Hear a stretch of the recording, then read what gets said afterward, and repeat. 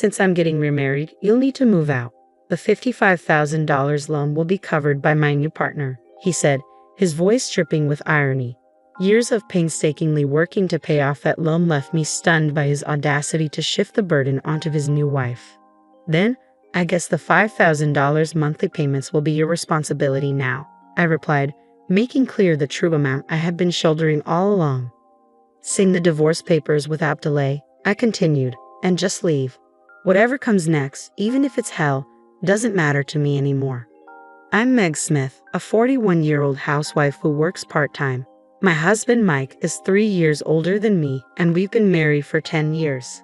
We first met while working at the same company. Back then, I was deeply engrossed in my career and had little interest in marriage or romance. However, after turning 30, a colleague who was contemplating going independent persuaded me to switch jobs. Just as I was starting to settle into my new role, Mike, a senior colleague from my old company, confessed his love for me. From the start, my relationship with Mike, who was in his mid-30s, was viewed through the lens of marriage.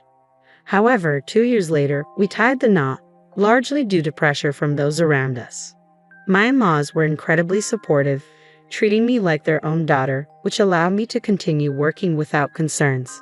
A year after our marriage, we built a house that reflected our dreams and desires. Although it was a significant investment, we secured a loan with a manageable repayment plan. This major purchase solidified our commitment to supporting each other. For the first 2 years, we lived as a typical working couple.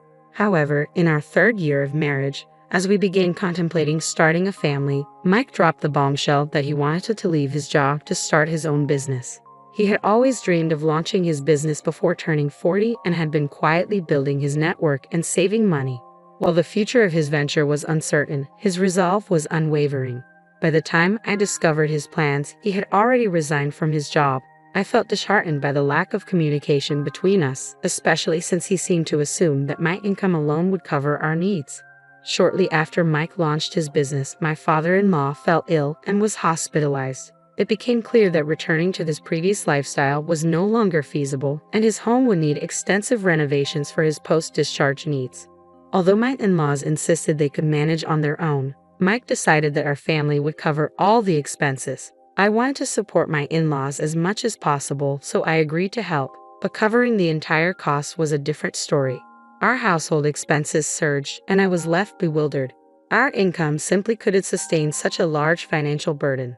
Mike's business was struggling, with frequent contract cancellations and few new opportunities. His income had dwindled to nearly nothing, and I was left to handle all living expenses and loan payments with my salary. Despite being nearly unemployed, Mike remained indifferent to our financial strain, dismissing my concerns and treating the situation as if it were someone else's problem. Our credit card bills began to soar as Mike frequently went out drinking, claiming it was for client relations. Faced with the possibility of spending our lives just paying off loans, I suggested we either sell the house or shut down the struggling business. Mike dismissed my proposals, insisting, "We're not on the brink of ruin. This is a time to endure." The only reason we were managing it all was because of my salary, and I was the one bearing the brunt of our financial strain. Mike couldn't grasp this reality. Eventually, I felt it was pointless to discuss anything with him as long as payments were made on time. As the situation dragged on, our daily conversations dwindled.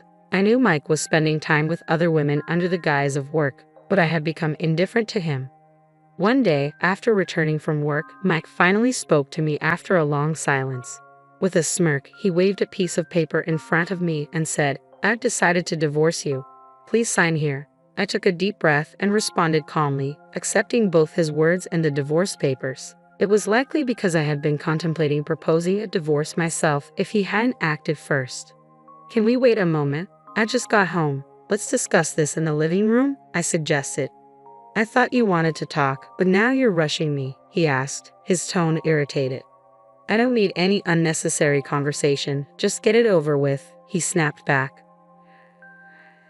Deliberately took my time moving to the living room, sensing Mike's growing impatience. I resented how everything was unfolding on his terms and decided to prolong the moment a bit longer. Regardless, the decision to divorce was made. The days we had spent together in the house we built with so much care were coming to an end. I wanted to savor these final moments at my own pace. As I settled on the sofa, I picked up the divorce papers once more. They seemed flimsy compared to the marriage registration we had signed a decade ago, possibly reflecting my current state of mind. How long are you going to just stare at them? Mike asked, his tone edged with irritation. I have a question. What are your plans after the divorce? What do you mean? What am I going to do? Are you saying you're having second thoughts about the divorce? I'm going through with the divorce, but can we at least have a brief conversation before it's finalized? I'm planning to remarry, after all. Remarrying, huh? So there's someone else. She must be young, attractive, and financially successful, unlike me, an old lady who didn't even have children with you. So you're planning to take advantage of her next. Take advantage of her? What do you think of me? I'm simply laying out the facts. I've always handled the finances and you never had to worry about payments. Yet you act so superior. I can lead a better life without someone like you. The divorce is actually a favor for me. Sure. I'll brush off your bitter remarks as the ramblings of someone who's lost. Maybe I should have said more. Keep talking. The divorce is final, and I won't have to see your face much longer. So please move out by the end of the week.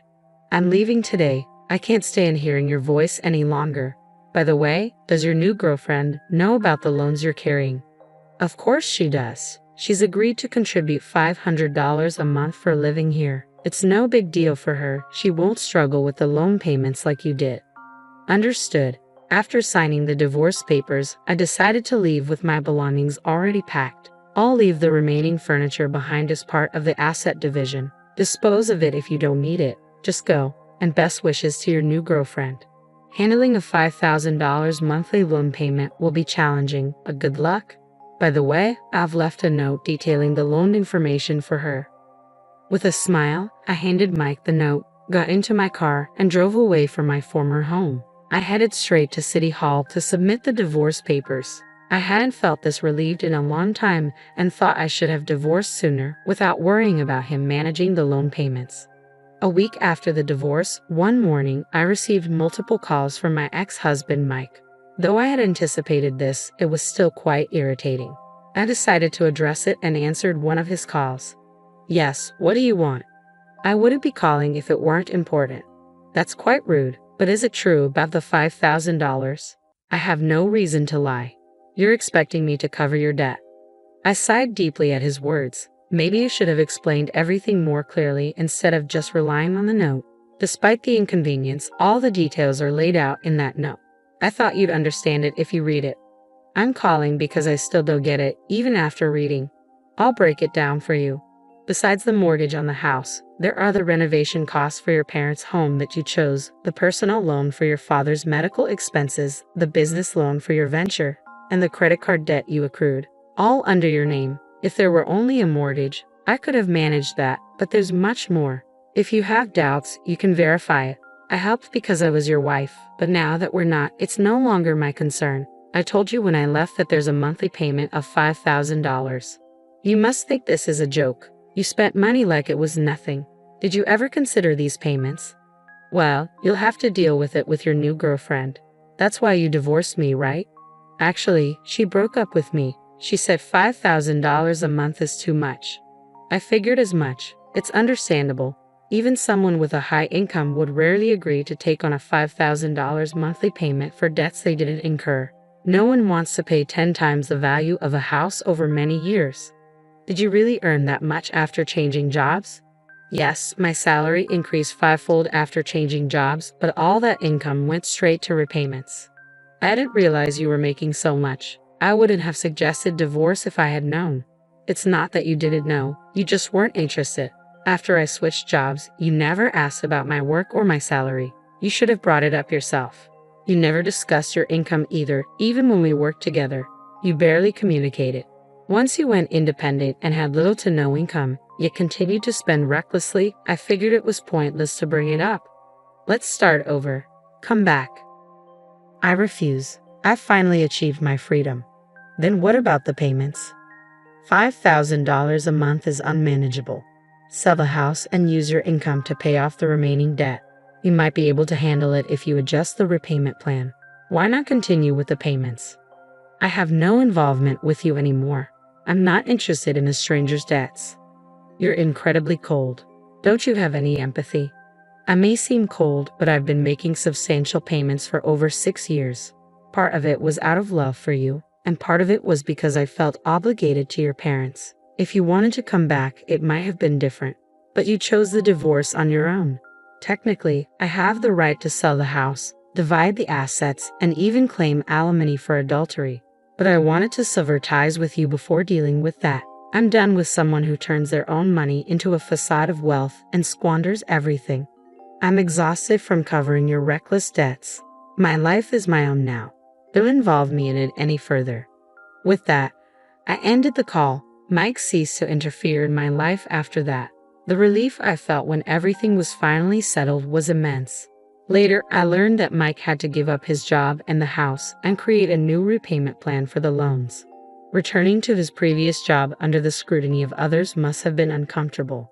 Despite this, he would continue to be burdened by loan payments. I'd also heard that his parents decided to sell their house and move to a retirement home. It saddened me to think they wouldn't have faced such a choice if we hadn't divorced. I assisted with their move and contributed financially to their entry fees as a way to repay the kindness they had shown me. I hope they can now enjoy a peaceful life without the strain of $5,000 monthly payments.